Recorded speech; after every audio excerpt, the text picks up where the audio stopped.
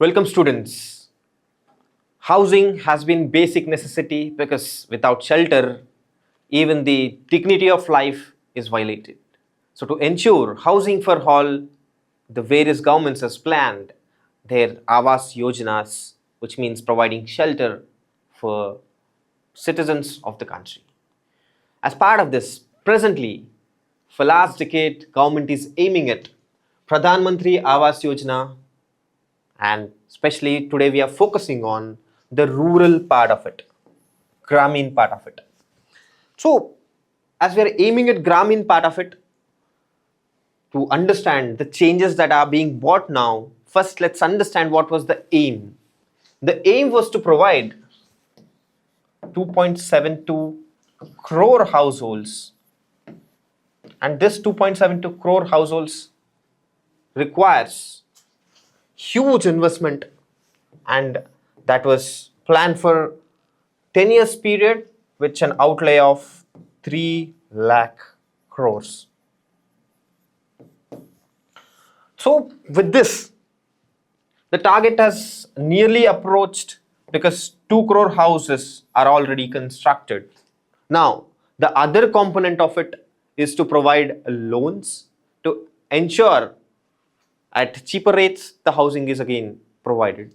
So the main aim was to provide shelter to address these social problems. Also, it would boost the infrastructure, right? So boosting infrastructure was the spillover effect which was expected there. Now, if this is the case, there was a limit to identify poor. So it was as low as 2.5 lakh or white ration card holder who doesn't have any luxury items of white goods like fridge, car, etc. When car or even two-wheeler. So these are restrictions to identify whether he's poor or not. Okay, if this is the case, from where the data was sourced, because there is no census recently, so it was socio-economic caste census. In the caste census, including the socio-economic conditions were sourced, and it was way back in 2011. So the data being obsolete and even the conditions of 2 lakhs per annum was very much low. That means you are thinking of not more than 15,000 per month, which is very basic, and having 15,000 in rural area was considered to be sufficient. But now the changes are made that the luxury items which were considered as a fridge, vehicle of two-wheeler, four-wheeler,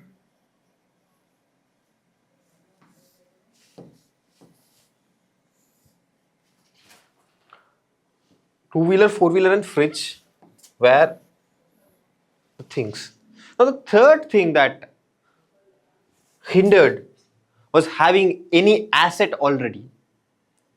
When any asset in the sense, he might not have housing, but there can be a piece of land or something else which he owns as an asset. Now, all these hurdles are removed, and with only 15,000 per month as the final limit. That means he might be accumulated some assets through the past income, and he has already spent it. So the problem is with these kind of assets, it's no more hurdle. Now try to understand the philosophy that was applied to remove them, which means you slipped into poverty recently, maybe through COVID or some black swan events, and that doesn't need you hypothecate or sell the existing assets to buy a home which you don't have today.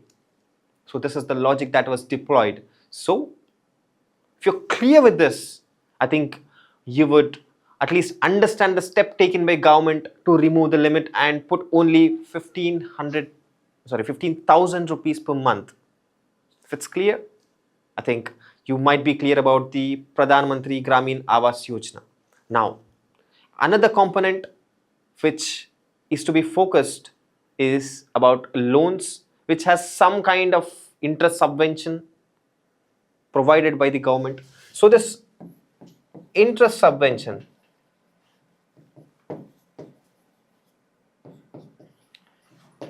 is only for small ticket. That means if you want to buy a house of 50 lakhs or 1 crore, the interest won't be given because you're not going for a basic house. No frill and no shrill housing are given these interest subvention rather than giving it for a luxury home. So this is the whole philosophy. The whole philosophy is to ensure poor would get the shelter, and the Olga Telly's judgment of not making anyone else shelterless would be applied rather than thinking about this. If it's clear, then the final thing that is to be understood is about providing the roads and access to the houses which are constructed very far away. And if you provide Awas Yojana houses very far away with no access to outside world, the problem would aggravate. So it is Grameen Sadak Yojana, Pradhan Mantri Grameen Sadak Yojana also has some bearing with this. So if it's clear, then I think it should be a connecting part that helps you understand the holistic philosophy of how the rules are being altered and why the philosophy has been deployed this to remove all these hurdles that are existing. I think food would be benefited from this. Hope that India would have better living style and the dignity would be ensured by lifting the standards. Thank you.